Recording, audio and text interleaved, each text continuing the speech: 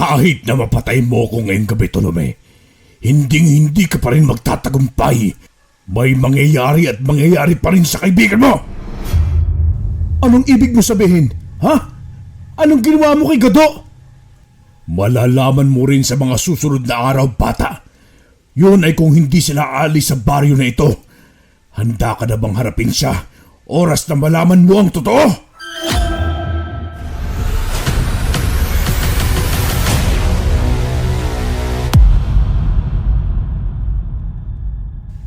Magandang araw, Karine, at sa mga masugid na tagapakinig ng Ang Manlalakbay Channel. Nais ko lamang pong bigyan ninyo ng buhay ang aking karanasan na ito na nangyari noong ilang dekada na ang nakalipas. Sariwa pa ang lahat sa aking isipan at kahit na kailanman ay hindi ko ito malilimutan sapagkat kakaiba ang karanasan na ito sa lahat. Itago niyo na lamang ako sa pangalang Tolome, Karine. Nasa 66 na taong gulang na ako ngayon. Kasalukuyan akong nakatira sa probinsya ng Antique. Nangyari itong karanasan ko, Karine, noong taong 1977. Nasa 20 taon pa lamang ako noon. Nakatira na kami noon ng mga magulang ko sa probinsya ng Antique. Ang isa sa ikinabubuhay namin ay ang pangingisda. Malapit kasi ang bahay namin sa dagat, kaya minsan ay pumapalaot kami ni tatay at si nanay ay naiiwan sa bahay. Natatandaan kong nagtatagal kami ng halos 2 araw sa dagat para lang may marami kaming huli. Kinakailangan kasi yun upang may maibenta kami sa mga mamimili at malaki ang kita. Kaya naman sanay na ako kung ako ang mangingisdang mag-isa. May kaibigan akong si Gado, kasing edad ko lang siya. Minsan ay kaming dalawa ang pumapalaot sa dagat kapag may ginagawa ang mga ama namin. Isang araw ay abala ako sa pagsalin ng mga isda sa malaking palanggana habang si tatay naman ay nag-aayos ng lambat sa aming bangka. Dumadagsa na ang mga tao sa aming baryo papunta sa pangpang ng dagat upang bumili ng mga isda. Nagsimula ng mag-ingay ang lahat at nagtatanong na kung ilan ang presyo ng mga isda kada kilo. "Oh, anak, ilagay mo na itong mga isda sa isang basket. Iuwi natin yan sa bahay." "Hindi mo na ba ito ibebenta, tay?" "Hindi na, anak. Ulamin na lang natin yan para hindi na tayo bumili ng ulam sa mga susunod na araw. Yan na muna. Mukha kasing masama ang panahon bukas. Baka hindi tayo makalaot." "O sige, tay. Paubos na rin itong mga isda eh." Maraming bumili sa amin ng araw na yon at naubos namin ni tatay ang mga nahuli naming isda maliban sa inuwi namin. Pauwi na sana kami ng bahay noon nang matigilan kaming lahat na naroon sa pangpang nang makarinig kami ng sigaw mula sa hindi kalayuan. Nagkatinginan kami ni tatay. Maya-maya pa ay binigay niya sa akin ang mga dala niyang basket at palanggana. "Tay, saan ka pupunta?"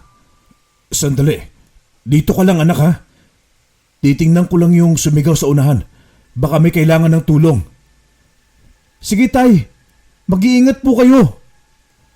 Tanaw ko na lamang si tatay na tumatakbong papalayo kasama ang ama ni Gado na si Mang Urdoy. Natanaw ko at napahinga na lamang ako ng malalim saka nagpatuloy sa paglalakad. Ilang sandali pa ay narinig ko na may tumawag sa aking pangalan. Paglingon ko ay sumalubong sa akin si Gadong tumatakbo papunta sa kinaroroonan ko. Tulad ko ay may dala-dala rin siyang mga basket sa kasobrang isda. Ngumiti agad ako sa kanya at sabay na kaming laglakad na dalawa. "Tol, kumusta ang benta nyo? Narinig ko mula kay tatay na ubos ang mga isda nyo ah." "Oo, tol. Hindi naman nakalain ni tatay na marami palang bibili. Saan nga pala si Mang Ordoy? Ayun oh, sumunod sa tatay mo, pupunta rin sa pinagagalingan ng mga sigaw. Kasama nila ang ilang kabaryo natin. Mukhang titingnan nila kung anong nangyayari sa kabila. Bakit tol? Ano bang nangyayari doon? Di ko nga rin alam tol eh. Baka may nag-aaway na naman. Alam mo naman na may mga alitan dito sa bayan natin. Kung sa bagay tol, hindi na bagong bagay na yan eh. Nag-usap pa kaming dalawa ni Gado hanggang sa naghiwalay na kaming dalawa para umuwi sa kanya-kanya naming bahay. Nagpaalam na kami sa isa't isa. Napag-usapan naming dalawa na magkikita kami mamayang hapon sa bayan. Noong naghiwalay kaming dalawa, ay dumaan na ako sa kagubatan papunta sa aming baryo. Nasa likuran lang din kasi ito ng baryo namin kung saan din ang pangpang ng dagat. Kaya minsan kapag tataas ang tubig sa dagat, ay lumilikas kami sa bayan para walang mangyari sa aming masama. Nasanay na rin kami sa pamumuhay namin at sa kung paano kami mabuhay araw-araw. Pagkatapos kong dumaan sa halos kalahating oras na gubat, ay nakarating na ako sa aming bahay. Nangulila agad ako sa pagkakawalay namin ni nanay ng halos 2 araw. Kaya naman, nang matanaw ko siya na abala sa pagsasampay ng mga damit, ay agad ko siyang tinawag. Maluha-luha niya akong sinalubong ng isang mahigpit na yakap. Tinulungan niya ako sa aking mga dala. Sa kanya ako pinapasok sa loob ng bahay. Binigyan ako agad ni nanay ng tubig na maiinom. Tamang-tama at uhaw na ako noon. Pagkaupo niya sa aking harapan, ay tinanong niya kung nasaan si tatay. Sinabi ko naman sa kanya na may pinuntahan si ama at susunod din ito sa akin. Ngumiti si nanay, saka tumango. Tumungo muli siya sa kusina at pagbalik niya sa sala ay may nilapag siyang isang plato na puno ng pandesal. Pinakain yon sa akin ni nanay. Sinabi ko sa kanya na marami kaming nahuling isda ni tatay at marami ang naging benta namin kanina. Kaso na kay tatay pa ang pera kaya't wala akong maibigay sa kanya. Diyakap ako ni nanay, saka siya tumawa ng bahagya. Kinuha niya ang isda na sobra na nakalagay sa basket at dinala niya yon sa kusina. Pagkatapos ay nilinisan niya yon saka niluto. Ako naman ay naligo at nagbihis para makatulong ako sa kanya. Ilang sandali pa ay dumating si tatay at agad na niyakap si nanay ng mahigpit. Humahangos si tatay na parang galing siya sa isang mahabang takbuhan. Tinanong siya ni nanay kung ano ang nangyari at sinabi niya na may nangyari daw doon sa kabilang baybayin. Bakit ho tay? Ano po bang nangyari? Nako, may patay na inanod ng dagat. Nasa pangpang na natagpuan eh. Nalaman namin na si Marcelo pala yun. Kasama pa natin yan sa pangingisda kahapon anak.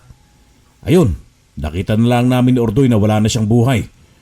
Nawawala ang puso niya sa kalamang loob. Abay, sino naman ho may gawa nun sa kanya tay? Ang pagkakaalam ko, wala namang kaaway yan si Mang Marcelo. Yun nga ang pinagtataka namin eh. Kung sino gagawa ng ganyang bagay sa dagat. Nangingisda si Marcelo tapos bigla na lamang siyang nawala. Ayun pala matatagpuan na lang namin siya na wala na. Ang kasama lang naman niya yung biyanan niyang si Apang. Ano ang sabi ng biyanan niya tay? Wala naman. Mukhang takot na takot din yung kanina eh. Dinala na sa barangay para tanungin kung ano talaga nangyari. Hayaan nyo na yan tay. Baka mamaya kapag sumali ka pa ron, ikaw naman pag-iinitan na pumatay kay Mang Marcelo. Doon na sumingit si nanay. Pinuntahan niya si tatay at saka kinurot sa tagiliran. Napahiyaw si tatay sa sakit at nagmamakaawa kay nanay na bitawan na ang tagiliran niya. Tawang-tawa ako sa kanilang dalawa. Pinagsabihan ni nanay si tatay na wag nang makisali sa kung ano ang nangyari sa aming baryo. Ayaw niya na mapahamak si tatay sa kung ano ang desisyon nitong gagawin. Napatango na lang si tatay at niyakap na si nanay, umiling-iling na lamang ako sa kanilang dalawa. Pagkatapos na maluto ang pagkain, sabay na kaming nananghalian na tatlo. Masayang masaya kaming nagsalo-salo. Pagdating ng hapon ay nagpaalam ako kina nanay at tatay na pupunta ng bayan para makipagkita sa kaibigan kong si Gado. Sa paradahan ng tricycle kaming nagkita ni Gado. Tuwang-tuwa ako nang makita siya. Nakabihis pa siya ng formal, samantalang ako ay naka-t-shirt lang at pantalon na kupas. Pambihira naman, tol. Pormadong-pormado ko yata ngayon ha. Saan ba talaga tayo pupuntang dalawa at niyaya mo pa ako? Basta, maraming pagkain dun. Malalaman mo rin kung saan. Nako, baka mamaya kung saan-saan mo na naman ako dadalhin ha. Saka pagkain na naman ang palaging bukang-bubig mo eh. Ang takaw mo kumain pero hindi ka naman tumataba. Nakakasakit ka na talaga ng damdamin, tol ha. Grabe ka sa akin. Kaya nga puro pagkain ng bukang-bibig ko para naman tumaba na ako. Biro nga lang, tol. Hayaan mo, tataba ka rin. Isa pa, ay sinisigurado ko lang na ligtas yung pupunta natin dalawa ha. Ligtas yun, tol. Magtiwala ka sa akin. Wala na akong nagawa kundi ang mapailing na lamang. Nagpahatid kaming dalawa ni Gado sa bayan. Pagkatapos ay sumunod na ako sa kanya nang pumasok kami sa isang iskinita. Ilang ikot pa kaming dalawa hanggang sa makarating kami sa isang bahay na may malakas na tugtugan. May handaan? Diyan ba tayo pupunta? Oo, tol. Kilala ko may-ari yan. Bagong lipat lang sila dito eh. Naging kaibigan ko agad ang anak niyang lalaki noong tinulungan ko silang mag-ina na muntik na masagasaan. Si Mang Pasing at si Tonton yung anak niya. Bukas ay magbubukas sila ng bagong karinderya sa bayan. Ibang klase ka rin talaga, tol. Ilang araw pa lang sila nakilala. Tapos, malapit ka na kaagad sa kanila? Oo naman, ikaw talaga. Wala kang bilib sa akin eh. Pagkakaibigan talaga ang pinunta ko rito. Sus, ang ibig mo sabihin, dahil sa pagkain? Oo na, para sa pagkain, tol. Natawa na lamang ako kay Gado nang marinig ang sinabi niya. Mukhang napilitan siyang umamin dahil sa pangaasar ko sa kanya. Maraming mga bisita ang dumating. Siniko ko si Gado dahil pinagtitinginan kami ng ilang mga taong naroon. Pero kinapalan ko na lang ang mukha ko para sa kaibigan ko. Kahit na pakiramdam ko ay tunaw na ako. Hinila ako ni Gado papasok sa malaking bahay nang sinasabi niyang si Mang Pasing. Nakisabay kami sa mga bisita na pumapasok. Nang makita ni Gado ang isang lalaki na mataba, may mahabang balbas at may puti na buhok, ay agad siyang kumaway dito. Ngumiti ang lalaki sa kanya, saka siya nito tinawag. Sa sandaling yun ay napagtanto ko na si Mang Pasing yung lalaki.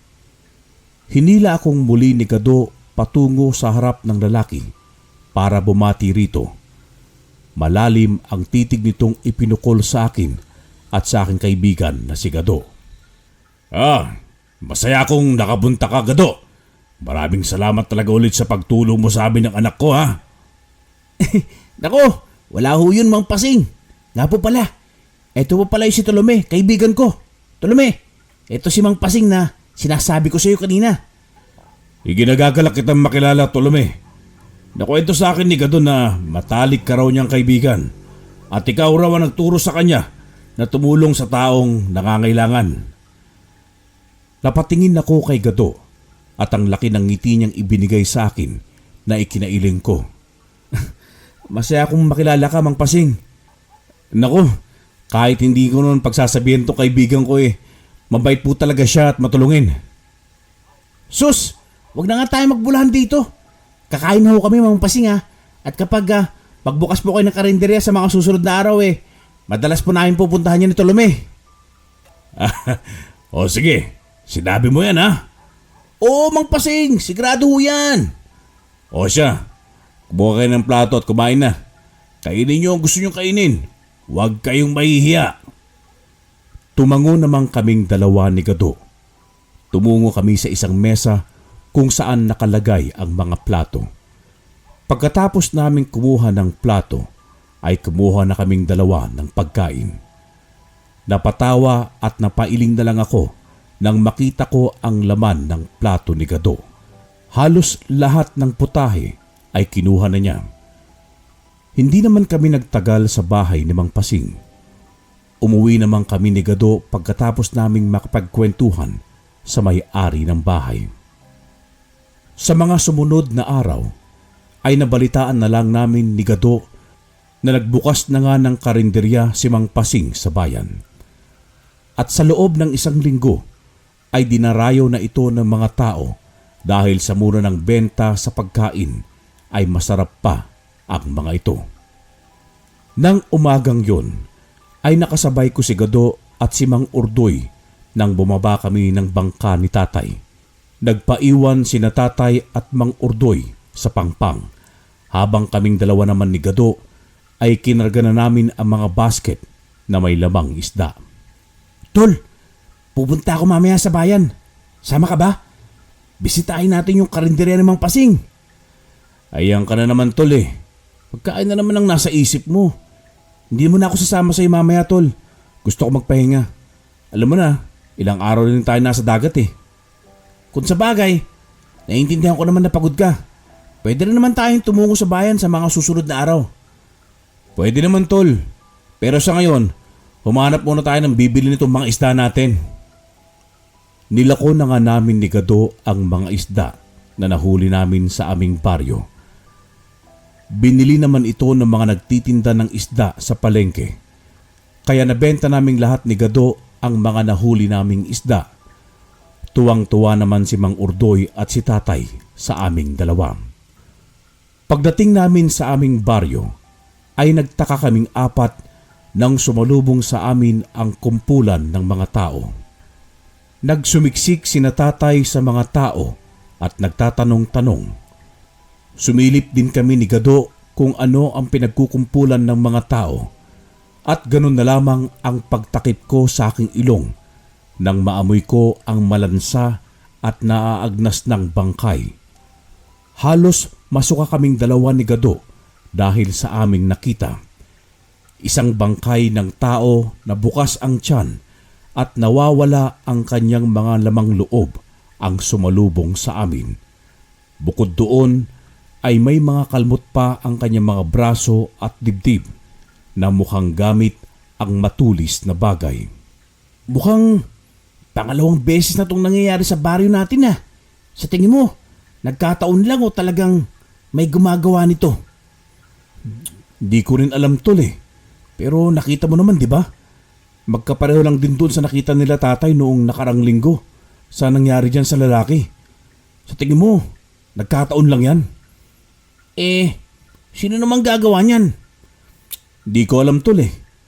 Hilingan na lang natin sana, mahuli na. Oy, Pipito, Gado, huwag na kayong sumaling dalawa rito. Bahala na mga kapulisan na mag-imbestiga riyan. Umuwi na tayo. Napakamot na lamang kami sa aming ulo ni Gado nang marinig namin ang sinabi ni tatay na sinang-ayunan naman ni Mang Urdoy.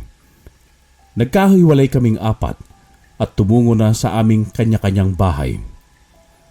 Pagdating namin sa bahay ni tatay, ay pinag-usapan nilang dalawa ang tungkol na naman sa bangkay na nakita namin doon sa labasan. Nanatili na lamang akong nakikinig sa kanilang usapan ni nanay at tatay. Hindi na ako nakisali pa sa kanilang dalawa. Sa mga sandaling din yun, ay napapaisip na rin ako sa mga nangyayari. Naisip ko rin na baka may gumagawa ng ganong bagay at hindi nagkataon lamang. Pipito, kaya ikaw anak ha, mag-iingat ka kung lalabas ka ng bahay. Kayong dalawa ni Gado, pahirap na at hindi natin alam kung sino gumagawa ng ganon sa ating baryo. O baka may isa ng aswang ang nakapasok sa atin. Aswang? Sa tingin niyo ba, sinong bagong salta dito sa atin? Kung saan nagsimulang mangyari itong patayan, baka siya ang aswang o kaya ang may gawa nito. Hindi tayo dapat basta-basta magbintang lang anak. Lalo't wala naman tayong sapat na ebidensya. Kung sa bagay, tay, kailangan lang talaga natin mag-ingat. Lalo na't may ganito mga pangyayari sa ating baryo. Sana mahuli nang may gawa nito para matigil na. Sana nga anak. Kaya ako na muna magpapalaot sa susunod na linggo ha. Dito ka na muna at samahan mo ang nanay mo. Sino naman ang kasama mo, tay? Naku, huwag kang mag-alala sa akin. Sasama ko naman ang pinsan mong sinato. Sige po, tay. Tinapik ni tatay ang aking balikat, saka yun pinisil. Bumuntong hininga na lamang ako habang nakatingin sa kanyang likuran na papalayo.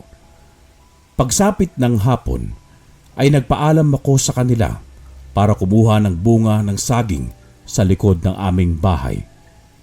Sinabi ko kasi sa kanila na kukunin ko yung puso ng saging para gataan namin. Ilalaga ko rin ang saba na bunga nito para merienda namin mamayang 3:00. Pinayagan naman ako ni tatay at sinabing mag-ingat ako. Kumuha ako ng mahabang itak at isang sako. Pasado 2:00 na akong tumungo sa gubat. Rinig na rinig ko pa ang huni ng mga ibon na tila nagkakatuwaan pa sila habang lumilipad palibot sa mga punong naroon. Natigil ako sa aking paglalakad nang matanaw ko ang tahimik na dagat sa di kalayuan. Tirik na tirik ang sikat ng araw kung saan mas lalo pang nagpaganda sa panahon. Napangiti ako at muling tumuloy sa aking paglalakad. Pagdating ko sa puno ng saging ay nilagay ko ang dala kong sako sa damuhan, saka tiningala ang puso ng saging.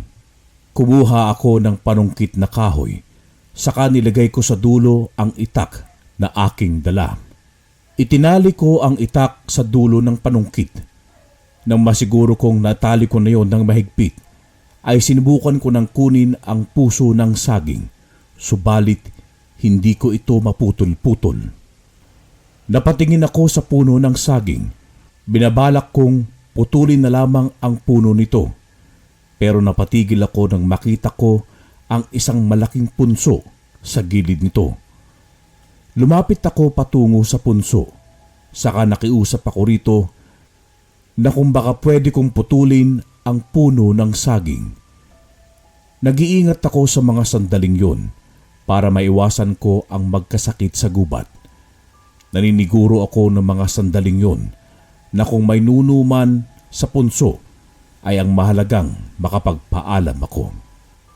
Kinuha ko ang panungkit at muli kong sinubukan na sungkitin ang puso ng saging nang bigla na lamang akong nakarinig ng isang munting sitsit. Napalingalinga ako sa paligid kung saan galing ang sitsit na yon at baka may nakakita na pala sa akin. Pinakinggan kong muli kung saan nanggaling yung sitsit at nalaman kong nanggaling yon sa tabi ng puno ng saging. Binitawan ko ang panungkit, saka tiningnan ang mataas na punso sa gilid nito. Naningkit ang mga mata ko nang may makita akong isang maliit na taong nakatayo sa ibabaw ng punso. Hindi ako makagalaw sa aking kinatatayuan ng mga sandaling yun. Nanatili akong nakatayo habang tulala sa isang nilalang na nakatingin din sa akin. Bigla siyang nagsalita na mas ikinagulat ko. Noon ko lamang naramdaman ang panlalamig na mga tuhod at buo kong katawan. Nangatal ang aking mga labi at walang boses na lumalabas sa aking bibig. Tumawa ang duwende habang nakatingin sa akin. Sinabi niyang nagpakita siya dahil ilang araw na raw niya akong sinusubaybayan. Matagal na rin daw niya akong kilala. Simula raw na lumipat kami roon ay nakitaan na raw niya ako ng kakaiba sa aking pagkatao. Tinawanan niya akong muli at nagsalita siya na wag akong matatakot sa kanya dahil hindi naman siya masama. Wala naman daw siyang gagawin sa akin. Pwera na lang daw kung gagawa ako ng ikakainis niya. Lumapit siya sa akin saka sinabing ang tungkol sa mga nangyayari sa aming baryo, tulad na lamang ng pagkamatay ng 2 tao sa aming baryo. Sinabi niya sa akin na hindi isang normal na tao ang may gawa nun, kundi isang kinatatakutang nilalang, ang aswang. 500 taon na raw siya at matagal na raw siya at ang kanyang mga kasama na naninirahan doon sa punso sa tabi ng saging. Matagal na raw siyang naghihintay na makahanap ng isang tao na pagbibigyan niya ng mutya upang sugpuin ang mga masasamang nilalang sa mundo. Hinintay raw niya ang araw na makausap ako dahil ako ang kanyang napili na pagbibigyan ng kanyang mutyang pinapangalagaan. Noong una ay hindi ako naniniwala sa kanya. May nalalaman ako tungkol sa mga mutya at anting-anting dahil matagal na yung sinasabi ng mga matatanda sa aming baryo. Akala ko noong una ay mga kwentong bayan lamang ang tungkol doon. Pero sa mga sandaling yon, nang makaharap ko si Dones ay napatunayan kong totoo nga. Tumikim ako at pilit na pinapasok sa isipan ko ang usapan namin ni Dones. Nagpakilala siyang bilang tagapangalaga ng mutya ng puso ng saging. Ibibigay raw niya sa akin ang mutyang yun para sugpuin ang kasamaan sa aming baryo at maging sa aming bayan. Lalo pa at marami na raw mga masasamang nilalang ang naglipana sa aming lugar. Bakit hindi na lang ikaw gumamit ng mutya ng puso ng saging? Bakit ibibigay mo pa to sa akin? Tumawa si Dones at pinitik ako sa aking binti. Bumalik siyang muli sa kanyang tahanan at tiningala ako. Sinagot niya ako na isa lamang daw siyang tagabantay at tagapangalaga ng mutya. Hindi raw nila ito maaaring gamitin dahil ang tanging makakagamit lamang nito ay ang isang itinakda na taong antingero. Pagkatapos niya yung sabihin sa akin, ay inunat niya ang kanyang kanang kamay. Nakaturo ang kanan niyang kamay sa puso ng saging. Makaraan ang ilang sandali, ay nanlaki ang aking mga mata nang may nakita kong isang bato na umiilaw. Nanggaling yon sa puso ng saging, kulay dilaw ito, at bigla na lang itong lumutang sa ere papunta sa aking dibdib. Sinubukan ko itong alisin, pero hindi ko maalis-alis at tila nakadikit na ang bato sa aking dibdib. Sinabihan ako ni Dones na wag ko na raw tanggihan ang responsibilidad na ibinibigay niya sa akin. Wag din daw akong matatakot na magkaroon ng mutya dahil bibigyan din naman daw ako nito ng proteksyon laban sa aking magiging kalaban katulad ng aswang. Kailangan ko lang daw magpalakas ng aking sarili at tibayan ang aking loob at maging isipan. Dahil daw bukod sa kagalingan sa pakikipaglaban, ay kinakailangan ko rin ang mga bagay na kanyang binabanggit. Pinayuhan niya rin ako na mag-ensayo para sa pakikipaglaban. Sinabi niya rin na dapat daw palagi akong magdala ng bawang sa kaasin kung saan man ako pupunta. Para kung sakali nasundan ako ng mga aswang, ay may panlaban pa rin ako bukod sa mutya. Pagkatapos ng pag-uusap naming dalawa, ay hindi pa rin ako makapaniwala sa nangyari sa akin ng hapon na yun. Dala-dala ko ang puso ng saging at ang bunga nito pauwi ng bahay. Habang naglalaga ako ng saging, ay iniisip ko pa rin kung totoo ba ang nangyari sa akin. Nakatingin ako sa mutya na nakasabit na sa aking liig. Hindi na yun umiilaw at tila parang normal na bato na lamang siya. Gusto kong sabihin ko sa nanay at tatay ang nangyari, pero pinili ko na lang na itikom ang bibig ko. Baka sabihin ko sa kanila ay hindi nila ako paniniwalaan. Kaya naman itinago ko na lamang sa kanila ang pagpapakita sa akin ni Dones at ang tungkol sa mutya. Pagsapit ng gabi, pagkatapos namin na maghapunan ay nagpaalam ako kina nanay at tatay na matulog. Tumungo ako sa aking silid at sinara ang pinto. Sinigurado ko na hindi makakapasok sina nanay at tatay para hindi nila maantala ang pagdadasal ko sa aking mutya. Habang nagdadasal ako, ay ramdam ko ang malakas na enerhiya na nanggagaling doon sa bato. Para nitong hinihigop ang buo kong pagkatao. Pero nilabanan ko dahil alam ko na lalakas ako sa pamamagitan nun at lalakas din ang mutya. Kinabukasan ay tumungo sa bahay namin si Gado. Nakabihis pa siya ng isang polo at pantalon.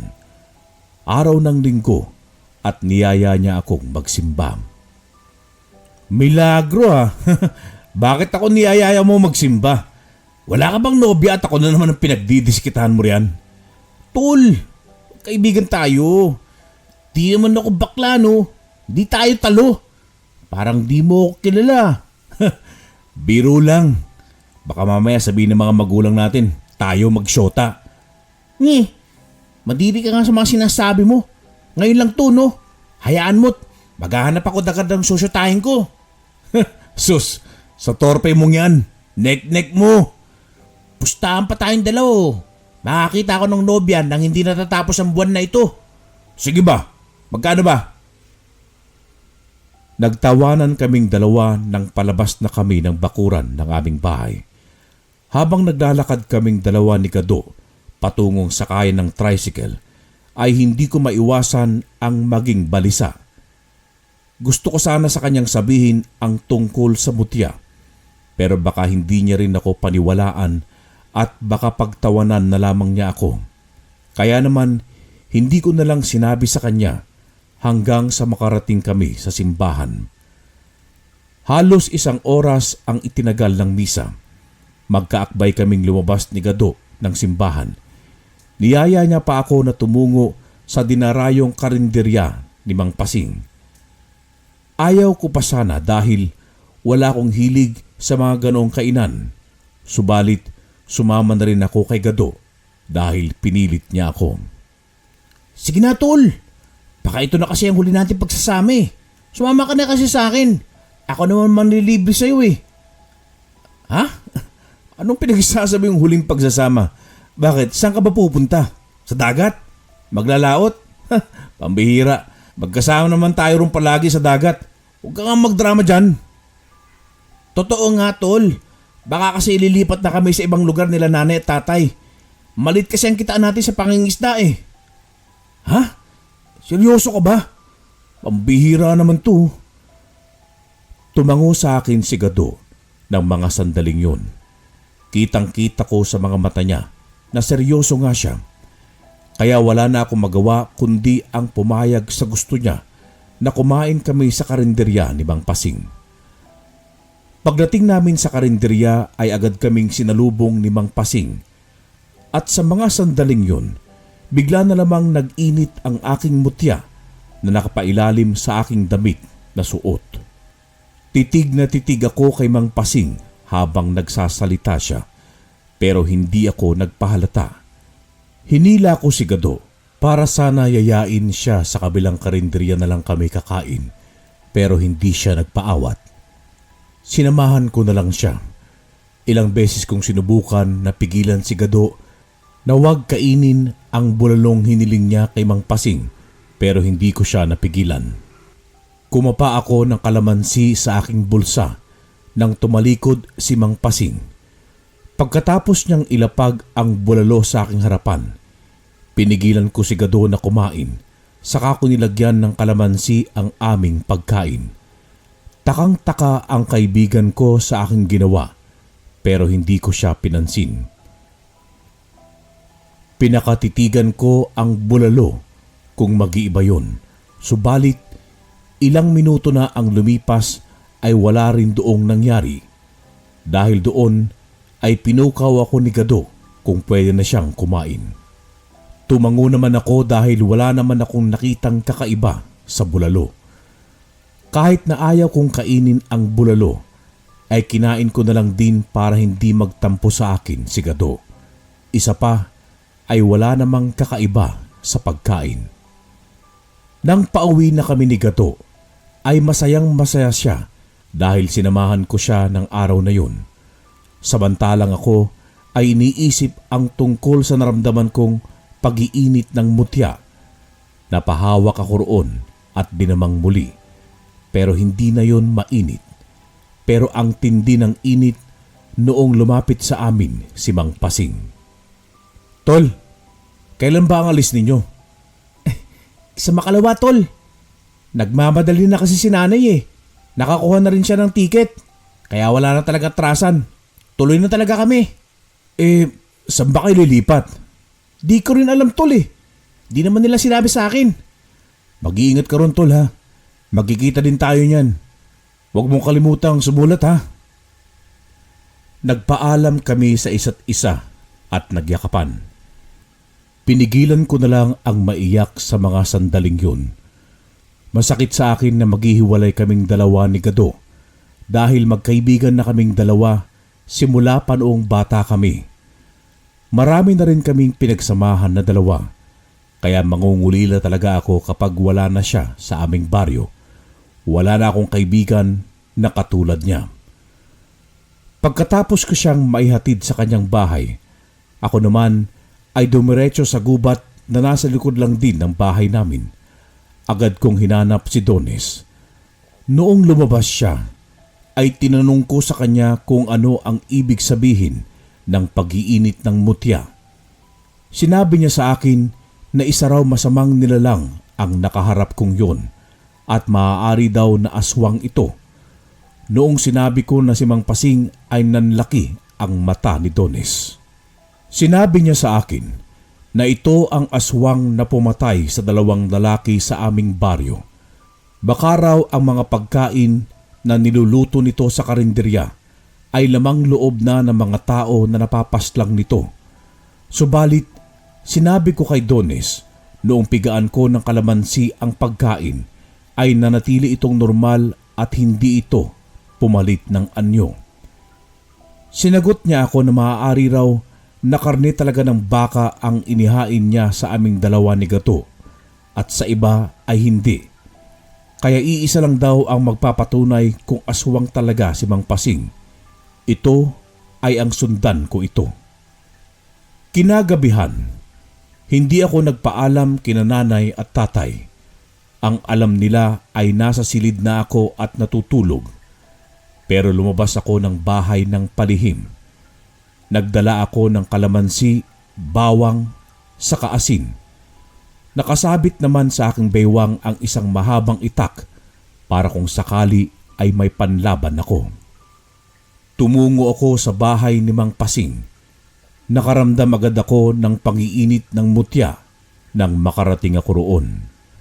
Nagtago ako sa isang puno ng kahoy nang makarinig ako ng munting kaluskos mula sa loob ng bahay ni Mang Pasing. Ilang sandali pa ay nakita ko siyang lumabas ng kanyang bahay.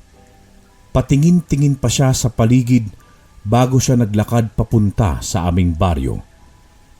Sinundan ko siya at nagpasalamat ako at hindi ako nahalata nito. Marahil ay dahil sa tulong ng aking mutyang suot. Sumalubong ang 2 kong kilay nang makita na patungo si Mang Pasing sa bahay ng aking kaibigan na si Gado. Kitang-kita ko ang pagngiti niya habang nakatingin sa bahay ng aking kaibigan. Nagtago ako sa dilim. Pinagmasdan ko ang unti-unting pagpapalit niya ng anyo sa isang nakakakilabot na itsura. Humaba ang kanyang mga kuko, nanlisik ang kanyang mga matang mapupula at tinubuan siya ng balahibong itim. Humaba ang kanyang dila habang naglalaway. Maigpit ang hawak ko sa aking itak habang nagmamasid sa kanyang bawat galaw. Tumungo si Mang Pasing sa bahay nila Gado. Sumilip siya sa bintana at alam kong pinagmamasdan niya sina Gado sa loob. Sa mga sandaling yun, ay ramdam ko na nanginginig ang mga tuhod ko dahil sa takot. Takot ako dahil baka hindi ko siya mapigilan at ako naman ang mapatay niya. Nag-ensayo naman ako sa pakikipaglaban pero hindi ko alam kung kaya ko na sa oras na yon. Nilakasan ko ang aking loob at lumunok ng ilang beses. Unti-unti akong naglakad patungo sa kinaroroonan ni Mang Pasing at sinabuyan ko siya ng asin. Nanlilisik ang mga mata niya na lumingon sa akin. Kita ko ang gulat na dumaan sa kanyang mga mata nang makita ako. Agad kong itinutok ang itak sa kanyang liig. Sinenyasan ko siya na tumungo kami sa may kalayuan at doon kami magharap na dalawa dahil ayaw kong magambala si Gado at ang kanyang pamilya. Pagdating namin sa kakahuyan ay agad siyang tumawa ng malakas. Tila hindi siya makapaniwala na kaharap niya ako. Walang niya ka, Mang Pasing. Ikaw pala pumatay sa 2 lalaki sa baryo namin. Isa ka palang aswang. Ano naman ang balak mo, ha? Ususunod mo ang kaibigan ko? Bilib din ako sa iyo, bata. Ang lakas ng loob mong harapin ako. Hindi ko rin nakalain na malalaman mo ang sekreto ko. Sayang, at ang kaibigan mo na sana ang susunod ko ngayong gabi. O kaya ang ama niya. Kaso, bigla ka na lamang umiksena. Mabutit na abutan kita, Mang Pasing. Hindi ko hayaan na may mangyaring masama sa kaibigan ko at sa pamilya niya. Tingnan natin kung mapipigilan mo ko, bata. Ngumisi na parang demonyo si Mang Pasing sa akin at mabilis siyang umatake patungo sa akin. Ngunit mabilis kong naiwasan ang atake niya at nasasalo ko ang kanyang mahabang kuko gamit ang aking hawak na itak. Gulat na gulat si Mang Pasing habang nanggigigil siyang kumakalmot.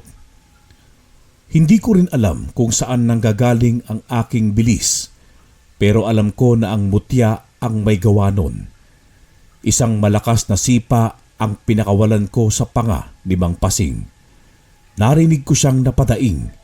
Dahil sa lakas ng pagkakasipa ko sa kanya ay tumilapon siya sa kakahuyan. Pero agad din naman siyang tumayo at sinugod ako. Nagpakawala siya ng isang matinis na huni tulad ng isang ibon.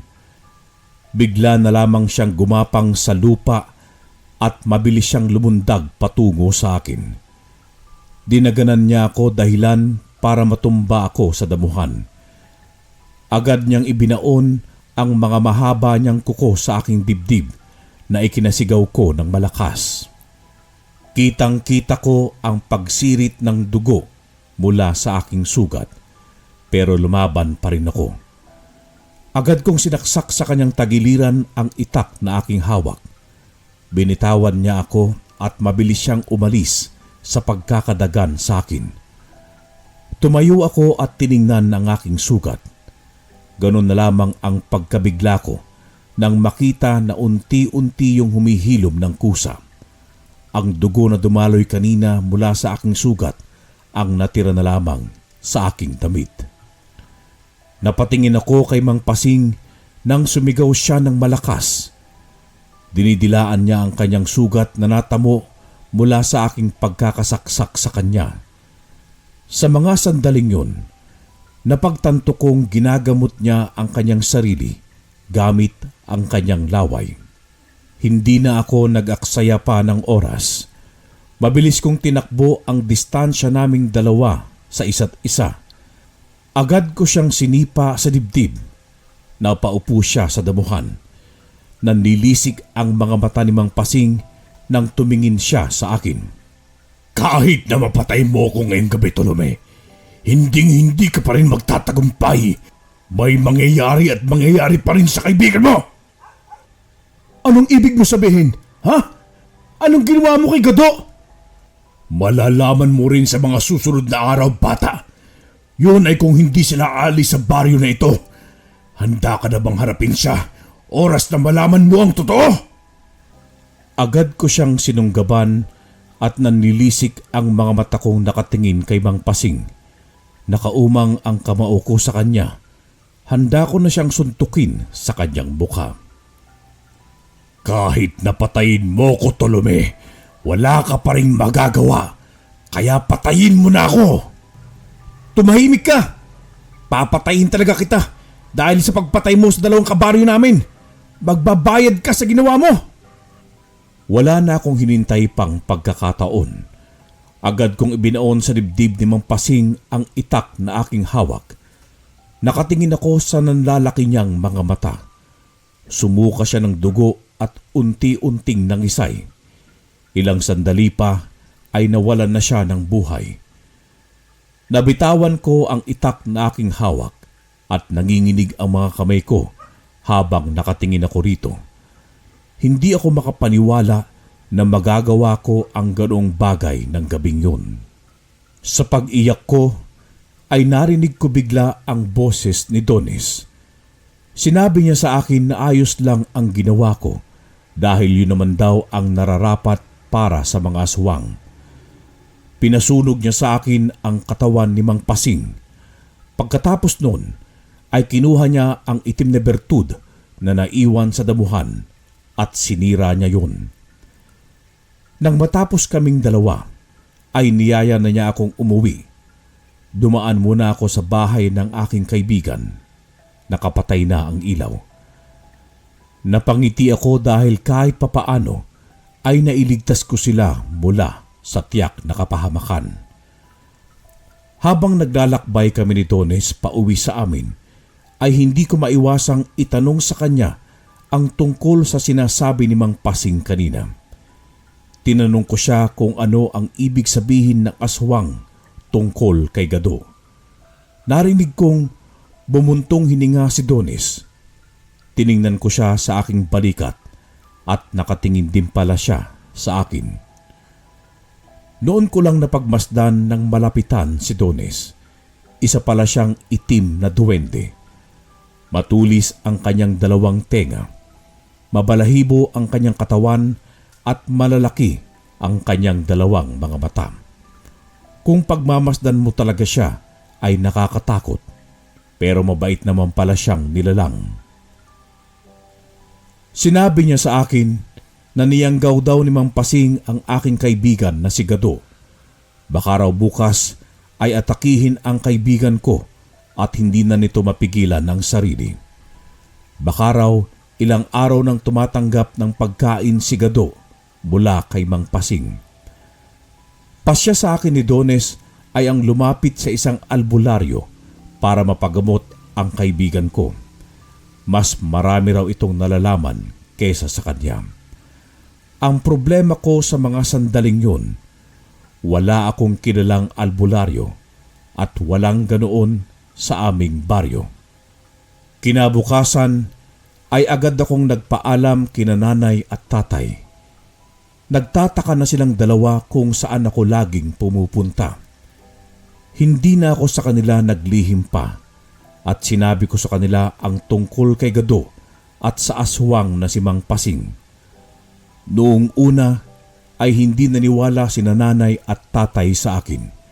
Nag-iimbento lang daw ako ng kwento. Ipinakita ko rin sa kanila ang mutya ng puso ng saging pero hindi pa rin sila kumbinsido. Kaya naman, pinakiusapan ko si Dones na magpakita sa mga magulang ko. Noong una ay ayaw pa niya, pero kalaunan ay napapayag ko rin siya. Nang magpakita siya kina nanay at tatay, hindi na kayanan ng mga magulang ko ang pagkagulat. Bigla na lamang silang dalawang nahimatay. Pagkagising nila at pagbalik sa katinuan ay muling nagpakita sa kanila si Donis. Sinampal pa ni nanay ng ilang ulit ang pisngi niya at baka raw namamalikmata lamang siya. Pero pinatunayan ni nanay na hindi sila namamalikmata. Dahil doon ay naniwala na sila tungkol sa mga sinabi ko. Ipinaliwanag din sa kanila lahat ni Donis ang tungkol sa pagbibigay niya sa akin ng mutya hanggang sa pagpatay ko kay Mang Pasing. Kinabahan sina nanay at tatay para sa kaligtasan ko.